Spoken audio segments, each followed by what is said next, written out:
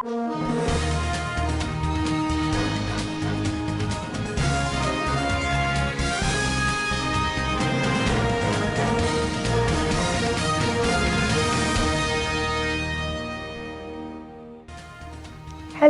I'm Svtv and welcome to Standard Voice Television News. But first, the headlines.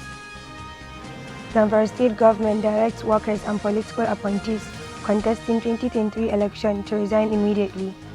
All Progressive Congress in race to hold March 26 convention battles injunction. Court orders ex-air chief to return 57 million naira to federal governor of Office Abuja mansion. On business, Nigeria borrowed 6.64 trillion naira, service debt with 2.93 trillion naira in 2021, says Debt Management Office. And on the international scene, Ukraine picks guarantors for peace deal as Ghana offers permits. On sport, ex-U23 star said they were destabilized on playing Ghana in Kumasi. And now the news info. ZAMFARA State Government has asked all categories of civil servants and all political appointees wishing to contest for elective position in the 2023 general elections to resign from Thursday, 17 March 2022. The directives followed the decision on the amended Electoral Act. For more in the report, Rafi.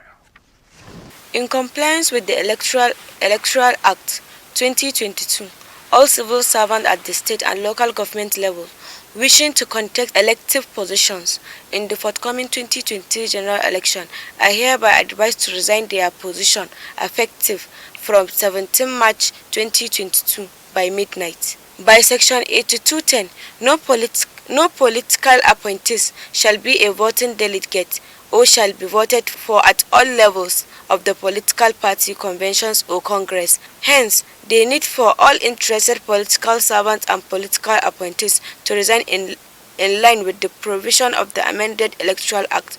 To this end, the Executive Governor of ZAMFARA State directed all the interested workers and political office holders to ensure compliance. Rafi reporting from SBTV. ZAMFARA State Government has unveiled empowerment program for IDPs empowerment centers across the 14 local government areas of the state.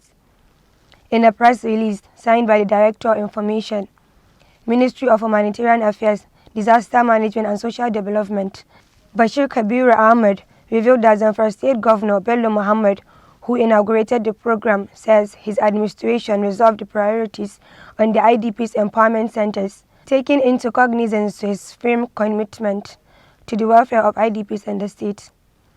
Governor Bello Muhammad explained that his administration, through the Ministry of Humanitarian Affairs, Disaster Management and Social Development, is committed towards improving the livelihood of the IDPs and vulnerable people, particularly women and children.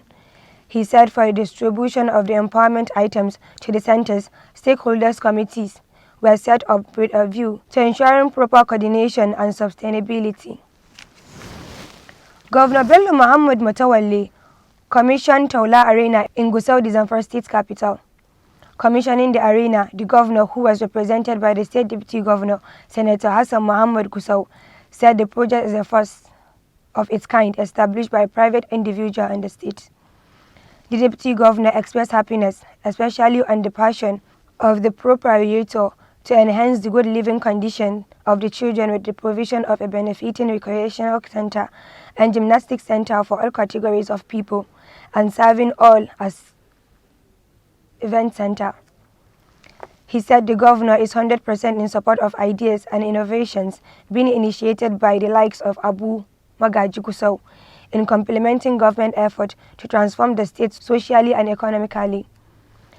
Senator Gusau, on behalf of the state executive governor, thanked the businessman for venturing into different investment, which by extension creates employment opportunities to people, and hence called on well-meaning individuals to emulate Alhaji Abu Magaji in that direction. Speaking earlier, Alhaji Abu Magaji Gusau thanked the state governor, Dr. Bello Muhammad Matawalle Maradun, for sending a high-level delegation of top government officials led by the deputy governor to commission the project. At least this politician seeking to emerge as the national chairman of the All Progressive Congress on March 26, 2022, have purchased the farms sold for 20 million each. This implied that the APC had generated 120 million from the sale of the chairmanship farm along as of Thursday night. Those who have purchased the farm include the lawmaker representing the Niger East Senatorial District, Sani Musa, a former governor of Nasarawa State, Senator Tanko Almakura, and the lawmaker representing the Nasarawa West Senatorial District, Senator Abdullahi Adamu. Others are a former deputy national chairman of the defunct Congress for Progressive Change, Turaki Salihu Mustafa, former governor Abdulaziz Yari of Zamfara State, and the Minister of Special Duties, Senator George Akumi. Although the party had zoned its chairmanship seat to the North Central, former Governor Yari decided to take the challenge. A former Federal Capital Territory chairman of the defunct Action Congress of Nigeria, Sani Muidafi, also picked the 10 million naira form for the deputy national chairman Dito for Nwogu bombs.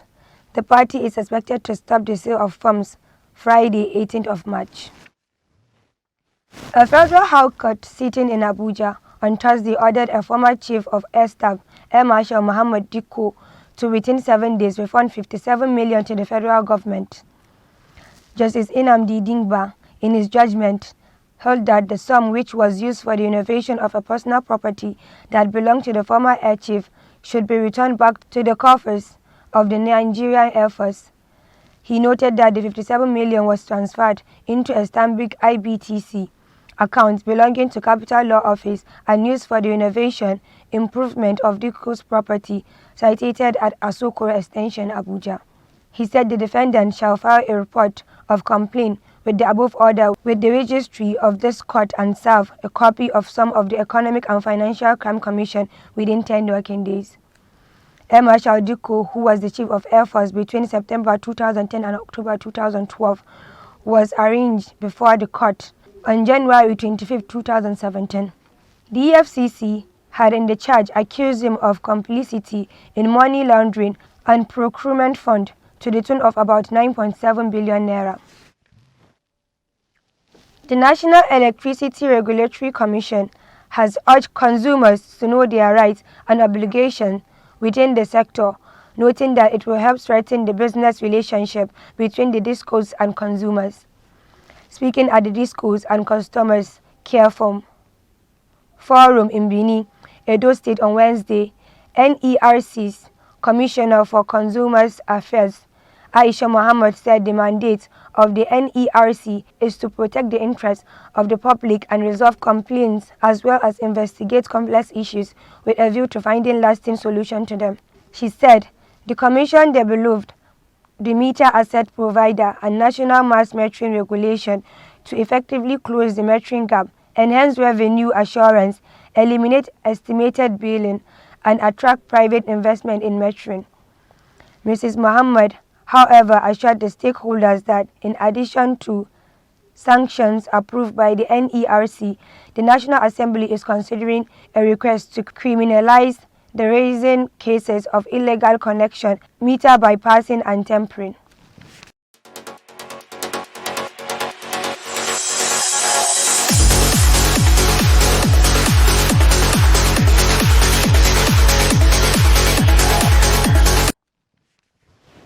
Telecommunication services providers under the aegis of the Association of Licensed Telecoms Operators of Nigeria said a traffic review for telco services may happen if the rise in the price of diesel is sustained.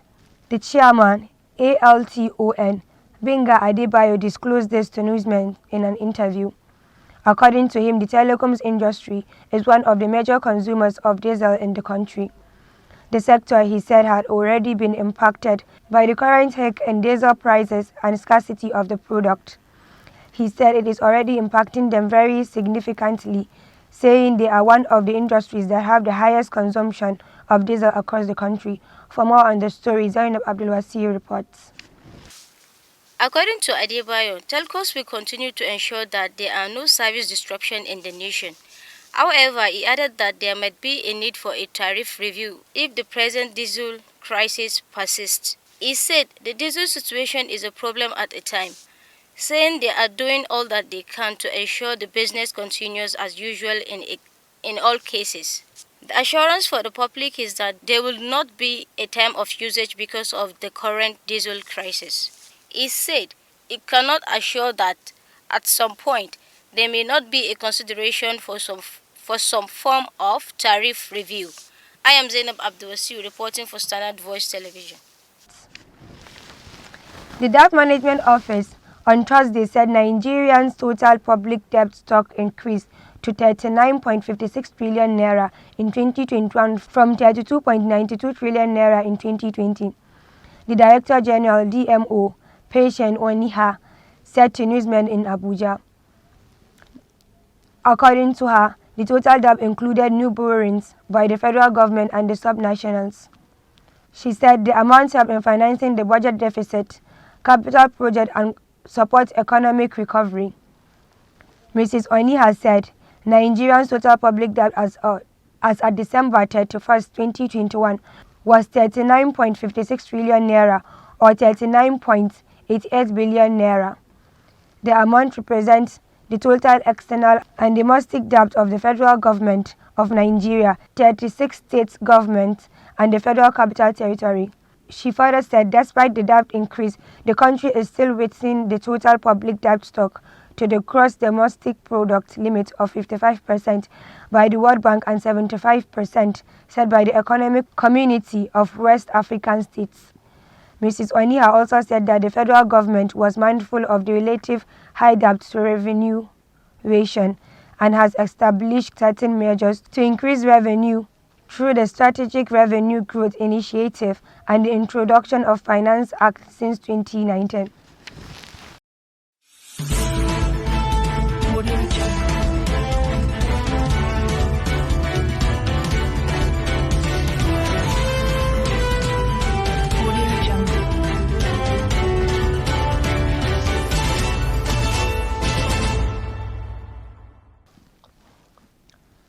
Both Russia and Ukraine appear more optimistic ahead of another scheduled round of peace talks, even as Moscow continues its assault on Kyiv and other major cities.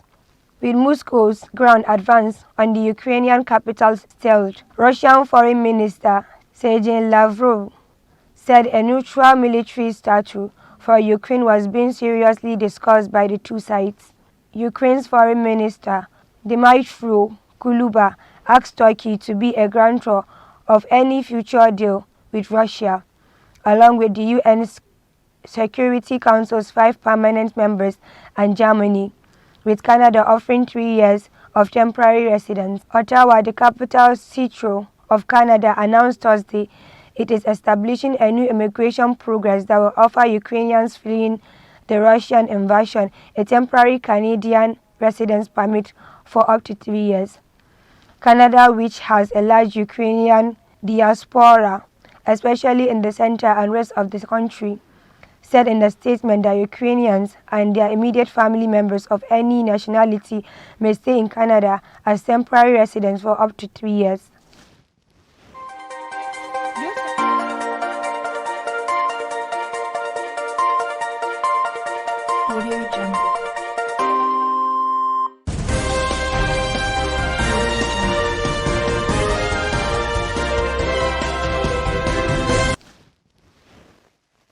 U17 World Cup winner Kingsley Uda has recounted his experience playing against Ghana at the dreaded Baba Yara Stadium in Kumasi during the qualifiers for the 2011 African Games.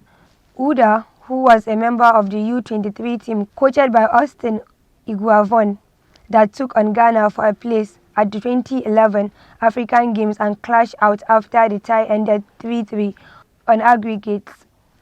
11 years after Udo, who won the U17 World Cup in 2007, said the players had a nightmarish time playing against their arch-rivals in Kumasi. Uda told newsmen that they are not allowed to enter the dressing room.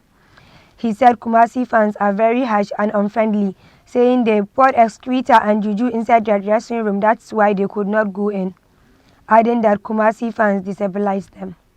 And that's all on the news. To end the news, a quick look at the major headlines.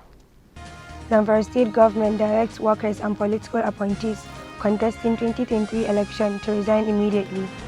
All Progressive Congress in race to hold March 26 convention battles injunction. Court orders ex-air chief to return 57 million naira to federal governor of a Fifth Abuja mansion. On business, Nigeria borrowed 6.64 trillion naira, service debt with 2.93 trillion naira in 2021, says Debt Management Office. And on the international scene, Ukraine picks guarantors for peace deal as Ghana offers permits. On sport, ex-U23 star said they were destabilized on playing Ghana in Kumasi. That has been the news from Standard Voice Television. I still remain Sumaye Dosara. Do have a pleasant day.